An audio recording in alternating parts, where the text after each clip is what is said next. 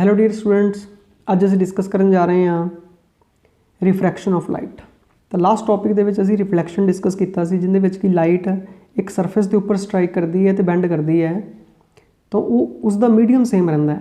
ਅੱਜ ਅਸੀਂ ਕਰਨ ਜਾ ਰਹੇ ਹਾਂ ਕਿ ਲਾਈਟ ਇੱਕ ਸਰਫੇਸ ਦੇ ਉੱਪਰ ਸਟ੍ਰਾਈਕ ਕਰਦੀ ਹੈ, ਟਰਾਂਸਪੇਰੈਂਟ ਮੀਡੀਅਮ ਦੇ ਉੱਪਰ ਸਟ੍ਰਾਈਕ ਕਰਦੀ ਹੈ ਤੇ ਇੱਕ ਮੀਡੀਅਮ ਤੋਂ ਦੂਸਰੇ ਮੀਡੀਅਮ ਦੇ ਵਿੱਚ ਚਲੀ ਜਾਂਦੀ ਹੈ। ਠੀਕ ਹੈ, ਤਾਂ ਜਦੋਂ ਉਹ ਇੱਕ ਮੀਡੀਅਮ ਤੋਂ ਦੂਸਰੇ ਮੀਡੀਅਮ ਦੇ ਵਿੱਚ ਜਾਂਦੀ ਹੈ ਤਾਂ ਆਪਣੇ ਸਟ੍ਰੇਟ ਲਾਈਨ ਪਾਥ ਤੋਂ ਬੈਂਡ ਕਰ ਜਾਂਦੀ ਹੈ, ਤਾਂ ਉਸ ਬੈਂਡਿੰਗ ਨੂੰ ਅਸੀਂ ਰਿਫਰੈਕਸ਼ਨ ਕਹਿੰਦੇ ਹਾਂ। That is the phenomena of bending of light when light goes from one medium to another.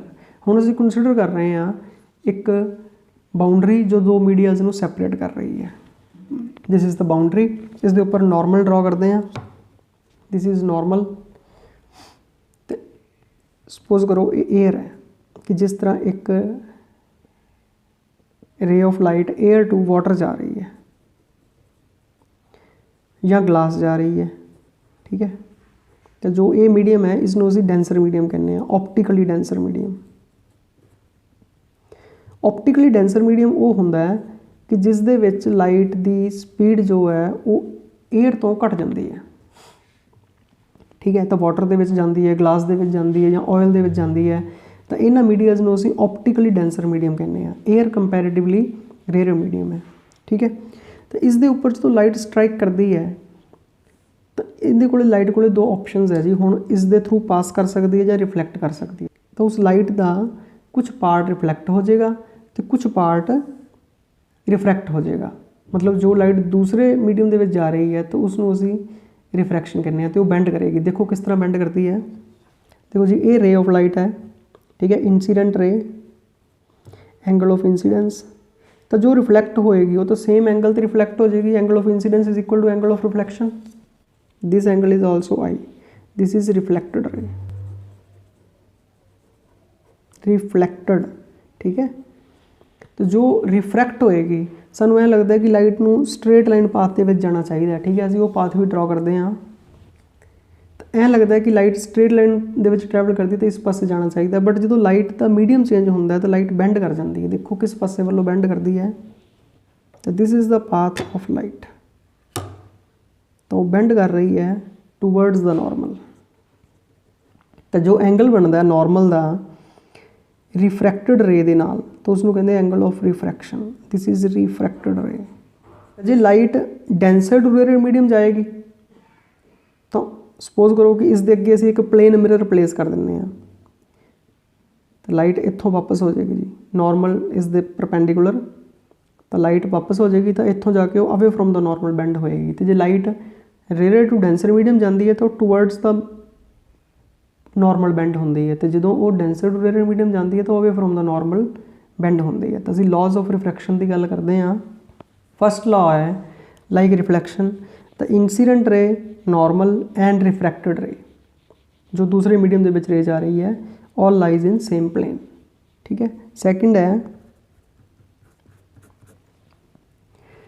ਕਿ ਇਹਨਾਂ ਮੀਡੀਆਜ਼ ਦੇ ਇੱਥੇ ਅਸੀਂ ਰਿਫਰੈਕਟਿਵ ਇੰਡੈਕਸ ਦੀ ਗੱਲ ਕਰਦੇ ਹਾਂ। ਇਸ ਮੀਡੀਆ ਦਾ ਜੋ ਏਅਰ ਹੈ ਰਿਫਰੈਕਟਿਵ ਇੰਡੈਕਸ ਅਸੀਂ N1 ਲੈਂਦੇ ਹਾਂ, ਇਸ ਦਾ ਰਿਫਰੈਕਟਿਵ ਇੰਡੈਕਸ ਲੈਂਦੇ ਹਾਂ N2। ਠੀਕ ਹੈ, ਤਾਂ ਹੁਣ ਜੋ ਸੈਕਿੰਡ ਲਾਅ ਹੈ ਉਸ ਦੀ ਮੈਥੇਮੈਟੀਕਲ ਸਟੇਟਮੈਂਟ ਹੈ, ਜੇ ਅਸੀਂ ਰੇਸ਼ੋ ਲਈਏ sine of angle of incidence to the angle of refraction, ਤਾਂ ਉਹ ਰੇਸ਼ੋ ਕੌਂਸਟੈਂਟ ਹੁੰਦੀ ਹੈ for the pair of media. ठीक है, तो that constant is called refractive index of two pair of medias. The ratio of sine of angle of incidence to the sine of angle of refraction is constant। ਜਾਂ ਅਸੀਂ ਇਸ ਨੂੰ ਮੈਥੇਮੈਟਿਕਲੀ ਇਸ ਤਰ੍ਹਾਂ ਲਿਖ ਸਕਦੇ ਹਾਂ ਕਿ sin I over sin R। ਇਸ ਨੂੰ ਲਿਖਿਆ ਜਾ ਸਕਦਾ ਹੈ N21 ਨਾਲ ਇਸ ਦਾ ਸਬਸਕ੍ਰਿਪਟ N21 ਲਿਖਿਆ ਜਾਂਦਾ ਹੈ। N is refractive index। ठीक है, 21 ਦਾ ਮੀਨਿੰਗ ਹੈ कि of second medium with respect to first medium. तो N21 की है, N21 is refractive index of second medium with respect to first medium. गल समझ लग गई। तो ये रिफ्रैक्टिव इंडेक्स है जी। जो भी लाइट ਜਾਂ ਅਸੀਂ ਇਸ ਨੂੰ ਇਸ ਤਰ੍ਹਾਂ ਵੀ ਲਿਖ ਸਕਦੇ ਹਾਂ ਮੈਥੇਮੈਟਿਕਲੀ ਕਿ N21 ਨੂੰ ਅਸੀਂ ਲਿਖ ਸਕਦੇ ਹਾਂ N2 over N1। ठीक है, और वी कैन राइट असी इस तरह भी लिख सकते हैं N1 sin I is equal to N2 sin R। तो इस तरह याद रखना बहुत ईजी हो जाता है कि जिस एंगल जिस मीडियम की असीं गल कर रहे हैं N1 multiplied by sin I is equal to N2 multiplied by sin R। ठीक है, तो इसकी जरूरत सानूं उदों पैंदी है जदों असीं होर बहुत सारे मीडियम्स की गल करते हैं। लाइट एक मीडियम तो दूसरे मीडियम जा रही है, दूसरे तो तीसरे मीडियम जा रही है, तो फिर सानूं इन्हां चीज़ों की जरूरत पैंदी है। ठीक है, एक इत्थे असीं ऑप्टिकली डेंसर मीडियम की गल की है। ऑप्टिकली डेंसर मीडियम नूं मास डेंसिटी नाल रिलेट नहीं करना। जिवें असीं मास डेंसिटी की गल करते हैं ना कि मास पर यूनिट वॉल्यूम, ठीक है, जिवें असीं ऑयल की गल करते हैं तो ऑयल वाटर तो लाइट है, ठीक है, तो वाटर नीचे होएगा। बट जो असीं ऑप्टिकली डेंसर मीडियम की गल करते हैं तो उत्थे सानूं ये गल समझनी चाहिए है कि लाइट की स्पीड असीं देखते हैं किस मीडियम के विच घट होंदी है। ऑयल दे विच लाइट की स्पीड घट होंदी है, तो ऑयल ऑप्टिकली डेंसर मीडियम है। ठीक है, मास डेंसिटी के अकॉर्डिंग ऑयल लाइट है। ठीक है, तो ऑप्टिकली डेंसर मीडियम लाइट की स्पीड के अकॉर्डिंग असीं देखते हैं कि किस मीडियम के विच लाइट की स्पीड लैस होंदी है, तो उन्ना ही डेंसर मीडियम है। तो इत्थे असीं किहड़े मीडियम्स नूं यूज़ करांगे ज़्यादातर? एयर। एयर तो डेंस किहड़ा है? वाटर। वाटर तो डेंस किहड़ा है? ग्लास। वार वार साडे कोले एयर, वाटर, ग्लास आएगा। जे असीं रिफ्रैक्टिव इंडैक्स नूं डिफाइन करिए तो रिफ्रैक्टिव इंडैक्स किस दे इक्वल हुंदा है? ये तुसीं पहलां भी किते ना किते कीता होएगा। It is the speed of light in जी वैक्यूम और air to the speed of light इन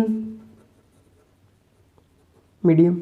ठीक है, क्योंकि स्पीड ऑफ लाइट वैक्यूम के सब तो ज़्यादा होंदी है, मीडियम के उसकी स्पीड घट जाती है। तो जो ये रिफ्रैक्टिव इंडैक्स है एयर का या किसी एयर का या वैक्यूम का किसी मीडियम के नाल हमेशा ग्रेटर दैन 1 होता है। तो इसकी जो वैल्यू है वो ग्रेटर दैन 1 होएगी।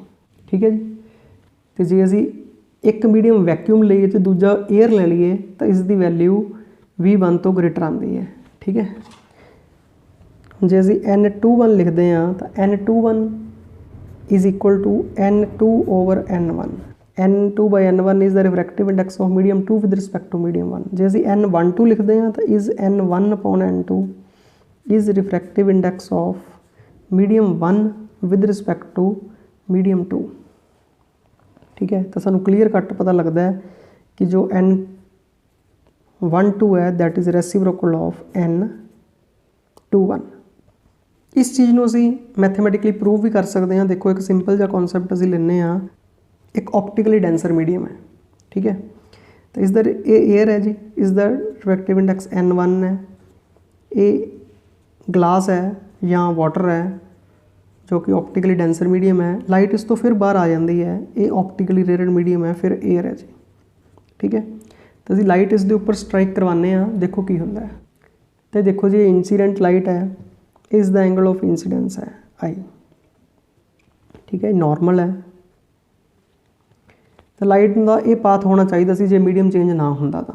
ठीक है, हुण मीडियम चेंज हो गया तो light rare to denser medium जा रही है तो टूवर्ड्स द नॉर्मल बैंड हो जाएगी। तो उसनूं असीं उसकी बैंडिंग शो करते हैं। जो दूसरी सरफेस पर जाके स्ट्राइक करेगी तो फिर असीं इसके उपर नॉर्मल ड्रॉ करते हैं। तो N1 लिख दें, इसनूं N2 लिख दें। ठीक है, तो हुण इसका जो रिफ्रैक्शन का एंगल है इसनूं असीं R1 लिखते हैं जी, R1। तो क्योंकि ये दोनों नॉर्मल पैरलल है तो जे ये R1 होएगा तो ये भी R1 होएगा। ठीक है, वैसे तो इसनूं I1 R1 लिख सकते हैं, इसनूं I2 R2 लिख सकते हैं। ठीक है, बट मैथेमैटिकली सानूं समझ आ रहा है, चलो असीं इसनूं I1 R1 इसनूं I2 लिख दें। तो जो ये रिफ्रैक्ट होएगी तो इस पास जाएगी। ये 10th ਦੇ ਵਿੱਚ ਤੁਸੀਂ स्लैब वाला एक्सपैरीमेंट किया होना है कि ये जो इमरजेंट रे है, ठीक है, इसनूं असीं इमरजेंट रे कहने हैं, जो बाहर निकल रही है, तो ये इंसीडेंट रे का पाथ है। ठीक है, ये दोनों आपस दे विच पैरलल होंदियां, मतलब इन्हां दे विच जो ये शिफ्ट है भी वैसे इनू इत्थों लंघना चाहिए सी बट इत्थों पास कर रही है, इसनूं लेटरल शिफ्ट बोलते हैं। इसनूं कहते हैं जी लेटरल शिफ्ट। ठीक है, कि इन्नी ये शिफ्ट होगी जो रे है। तो इसनूं असीं R1 इसनूं I2 इसनूं R2 लिख दें। ठीक है, तो तो असीं एक्सपैरीमेंटली देख सकते हैं कि ये दोनों रेज पैरलल होणगियां तो ये एंगल इस एंगल के इक्वल होएगा। तो I1 जो है R2 के इक्वल होएगा। तो मैथमेटिकली ये भी सानू पता है जी कि R1 I2 के इक्वल होएगा। ये दोनों पैरलल है तो इंटरसैक्ट कर रही है, तो R1 is equal to I2 होएगा। ठीक है, तो असीं इस ते स्नैल्स लॉ अप्लाई करते हैं एट फस्ट इंटरफेस इस बाउंड्री ते। ठीक है, तो ये फस्ट बाउंड्री है, ये सैकेंड बाउंड्री है। तो using Snell's law at air glass interface कि जो लाइट एयर टू ग्लास जा रही है, तो स्नैल्स लॉ किस तरह लगावांगे जी, sine I1 upon sine R1 किस दे इक्वल होएगा, N21 दे। यहाँ से इसमें लिख सकते हैं N2 over N1, give it number 1। ठीक है जी, हुण यही इक्वेशन असीं इत्थे लगाने हैं। ठीक है, using Snell's law at interface 2, at interface 2 किहड़ा इंटरफेस जी, ग्लास एयर इंटरफेस, ग्लास तो एयर दे विच जा रही है। ठीक है जी, ये ग्लास है ये वाला, तो ये एयर है। तो जो ग्लास तो एयर च जाएगी तो असीं लिखांगे जी sine I2 over sine R2 is equal to N12 is equal to N1 over N2। ठीक है, जो असीं इक्वेशन 1 नूं 2 दे नाल मल्टीप्लाई करांगे तो बन जाएगा साइन I1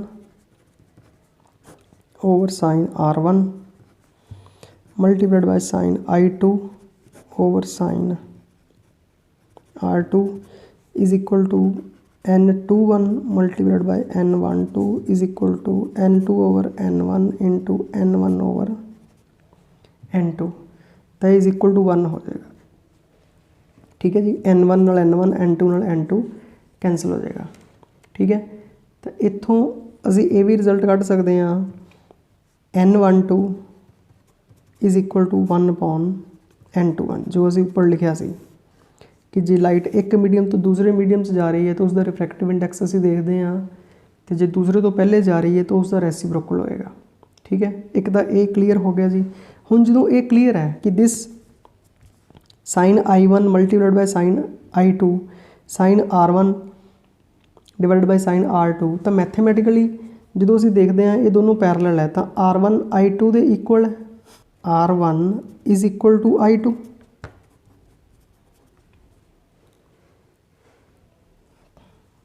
डायग्राम के असीं देखते हैं भी R1 I2 दे इक्वल है। ठीक है, तो साइन R1 साइन I2 दे इक्वल हो गया, तो ये दोनों टर्म्स तो कैंसल हो गई। ठीक है ना, तो sign I1 upon sign इसनूं I2 लिख दिंदे हैं multiplied by sine I2 over sine R2, तो ये दोनों तो कैंसल हो गए जी। तो इक्वल टू किस दे है, इक्वल टू 1 है।